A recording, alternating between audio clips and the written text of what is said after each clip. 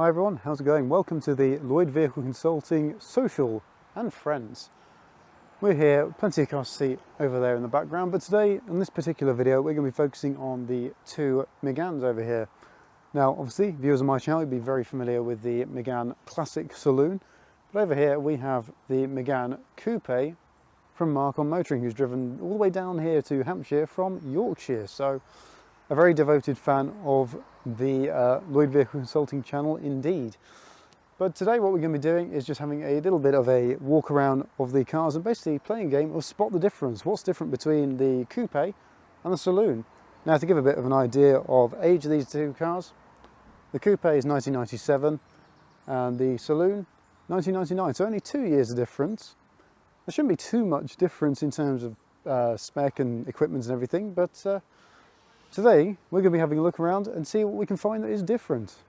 So here are the two Méganes. We managed to get them into their own little corner of the meet, shall we say.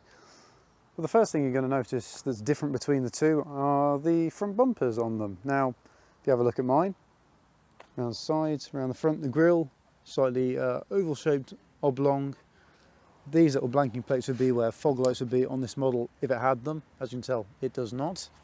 Whereas on the Coupe, you have a very different style of front bumper. You've got rounded little fog light here. You've also got headlight protectors on this, which is different. It's not necessarily a difference between the Coupe and the Saloon, but it is something that is different and noteworthy. Also, the badge, just to make plain with this, my badge didn't come with a carbon fibre wrap. That's only on because the badge is peeling and it actually looks a little bit better with that on than a peeling badge. As you can see, this one I'm thinking is a slightly higher spec than my Saloon would have been, or any of its counterparts basically. So this one's got the 5-spoke Etretat 14-inch alloy wheels, which are actually really cool. I rather like them. I would like a set of those for my my Mégane myself, but they don't come up that often.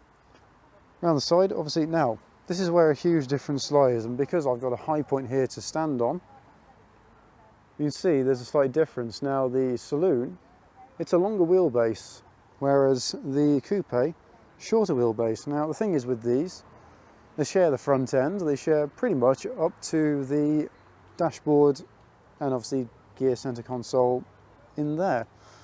Other than that, really, it's a different car because, as you can see, the doors on this are longer.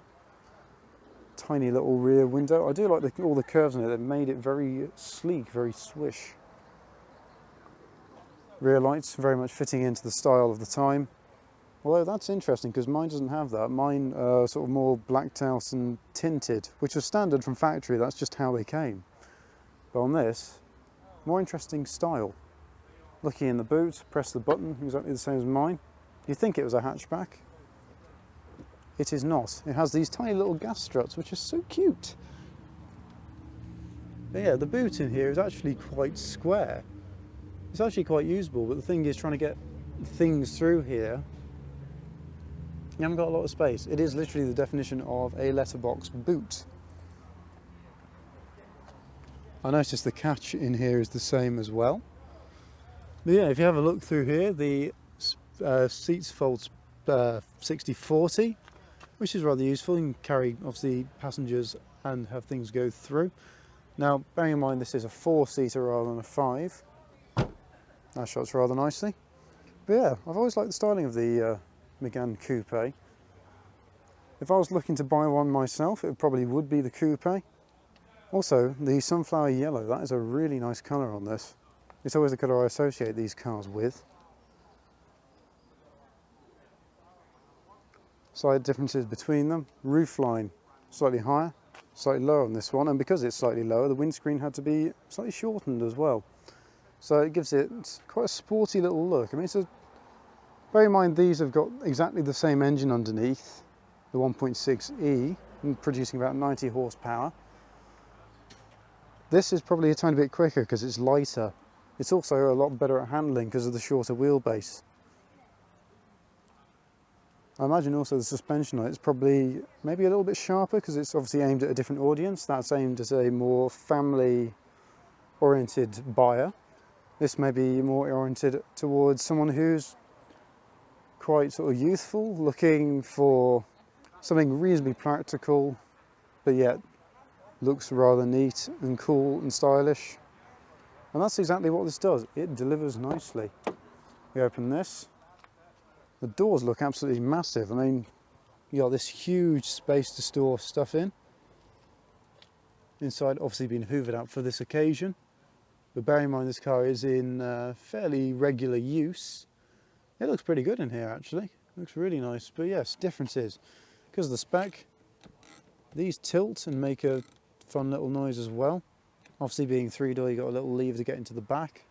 Not going to lift it to get in, but you can see we climb through. And not a whole lot of leg room in the back here, but this is what you get with a little coupe type thing.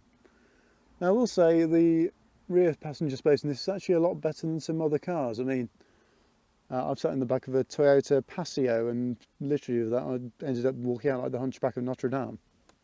It's fairly usable. You get little pockets down there as well. And also, one that's quite useful, you don't get a fifth seat, as I've already mentioned, because it's full. Your Simply Red, Boney M. Some popular classics in there.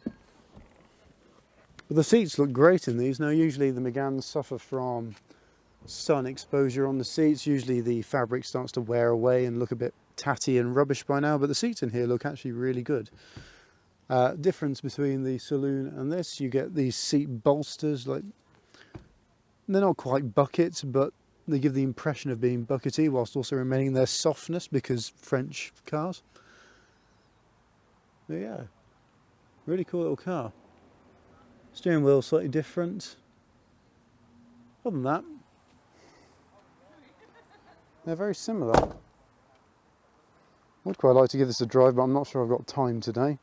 I'm sure there'll be opportunities in the future just to see what the difference is. In terms of the power delivery and everything else like that, it'll be exactly the same as my saloon. And obviously with the boot on that, it is quite a bit smaller than this. It's huge. Those are the main sort of differences between the Mégane Saloon and Mégane Coupe. So I hope you've enjoyed watching this somewhat short video on the differences between them. Obviously, ultimately at the end of the day, they are meant to be cars of the same range in Renault's lineup. Obviously aimed at two different markets, two different audiences. But I think they're quite cool. I like them both. Anyway, thank you very much for watching. If you have enjoyed this video, don't forget to press like, comment down below, let me know which do you prefer out of these, which would you buy with your own money, regardless of their current conditions, obviously. And of course, you want to see more car-based content, don't forget to subscribe. Plenty of more of it coming on the channel very soon. Until the next video, I shall say farewell for now.